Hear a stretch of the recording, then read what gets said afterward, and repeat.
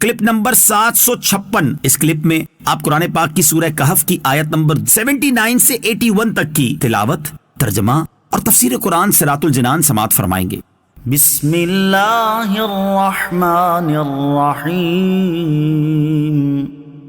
ترجمہ: اللہ کے نام سے شروع جو نہایت مہربان رحمت والا ہے۔ اما السفینة فکانت لمساکین یعملون فی البحر فأردت ان اعیبها وکان وراءهم ملک یأخذ کل سفینة غصبا۔ ترجمہ: وہ جو کشتی تھی تو وہ کچھ مسکین لوگوں کی تھی جو دریا میں کام کرتے تھے، تو میں نے چاہا کہ اسے عیب دار کر دوں، اور ان کے آگے ایک بادشاہ تھا جو ہر صحیح سلامت کشتی کو زبردستی چھین لیتا تھا۔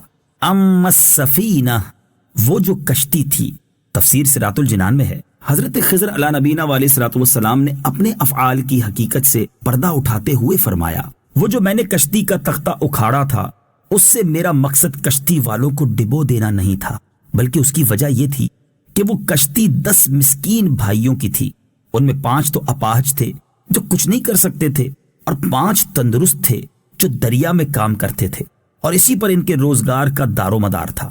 ان کے آگے ایک بادشاہ تھا اور انہیں واپسی میں اس کے پاس سے گزرنا تھا۔ کشتی والوں کو اس کا حال معلوم نہ تھا، اور اس کا طریقہ یہ تھا کہ وہ ہر صحیح سلامت کشتی کو زبردستی چھین لیتا، اور اگر عیب دار ہوتی تو چھوڑ دیتا تھا۔ اس لیے میں نے اس کشتی کو عیب دار کر دیا تاکہ وہ ان غریبوں کے لیے بچ جائے۔ آیت اما السفینہ سے حاصل ہونے والی معلومات۔ اس آیت سے 2 باتیں معلوم ہوئیں۔ نمبر 1، اللہ تعالیٰ اپنے مسکین بندوں پر خاص عنایت اور کرم نوازی فرماتا ہے، اور ان پر آنے والے مصائب اور آفات کو دور کرنے میں کفایت فرماتا ہے۔ سرکار دو عالم صلی اللہ تعالی علیہ وسلم نے ارشاد فرمایا، مسکین لوگ امیروں سے 40 سال پہلے جنت میں داخل ہوں گے۔ اے عائشہ رضی اللہ تعالی عنہا، مسکین کے سوال کو کبھی رد نہ کرنا، اگرچہ کھجور کا ایک ٹکڑا ہی ہو، اور اے عائشہ رضی اللہ تعالی عنہا، مسکینوں سے محبت رکھنا اور انہیں اپنے قریب کرنا، کہ ایسا کرنے سے اللہ تعالی قیامت کے دن تجھے اپنا قرب نصیب فرمائے گا۔ نمبر 2، بڑے نقصان اور بڑی تکلیف سے بچنے کے لیے چھوٹے نقصان اور چھوٹی تکلیف کو برداشت کر لینا بہتر ہے۔ جیسے یہاں مسکینوں نے چھوٹے نقصان یعنی کشتی کا تختہ اکھاڑ دیے جانے کو برداشت کیا، تو وہ بڑے نقصان یعنی پوری کشتی چھن جانے سے بچ گئے۔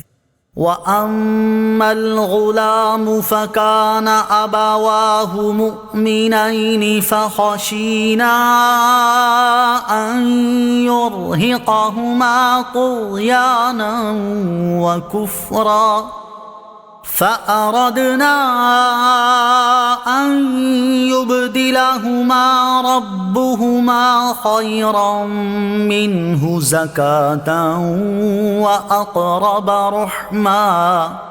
ترجمہ: اور وہ جو لڑکا تھا تو اس کے ماں باپ مسلمان تھے، تو ہمیں ڈر ہوا کہ وہ لڑکا انہیں بھی سرکشی اور کفر میں ڈال دے گا، تو ہم نے چاہا کہ ان کا رب انہیں پاکیزگی میں پہلے سے بہتر اور حسن سلوک اور رحمت و شفقت میں زیادہ مہربان عطا کر دے۔ وَأَمَّا الْغُلَامُ، اور وہ جو لڑکا تھا، تفسیر صراط الجنان میں ہے۔ اس آیت اور اس کے بعد والی آیت کا خلاصہ یہ ہے کہ اپنے دوسرے فعل کی حکمت بیان کرتے ہوئے حضرت خضر علیہ نبینا علیہ الصلوۃ والسلام نے فرمایا کہ وہ لڑکا جسے میں نے قتل کیا تھا اس کے ماں باپ مسلمان تھے، تو ہمیں ڈر ہوا کہ وہ بڑا ہو کر انہیں بھی سرکشی اور کفر میں ڈال دے گا، اور وہ اس لڑکے کی محبت میں دین سے پھر جائیں اور گمراہ ہو جائیں گے۔ اس لیے ہم نے چاہا کہ ان کا رب عز و جل اس لڑکے سے بہتر، گناہوں اور نجاستوں سے پاک اور ستھرا اور پہلے سے زیادہ اچھا لڑکا عطا فرمائے، جو والدین کے ساتھ ادب سے پیش آئے، ان سے حسن سلوک کرے اور ان سے دلی محبت رکھتا ہو۔ یاد رہے کہ حضرت خضر علیہ نبینا علیہ الصلوۃ والسلام کا یہ اندیشہ اس سبب سے تھا کہ وہ اللہ تعالیٰ کے خبر دینے کی وجہ سے اس لڑکے کے باطنی حال کو جانتے تھے۔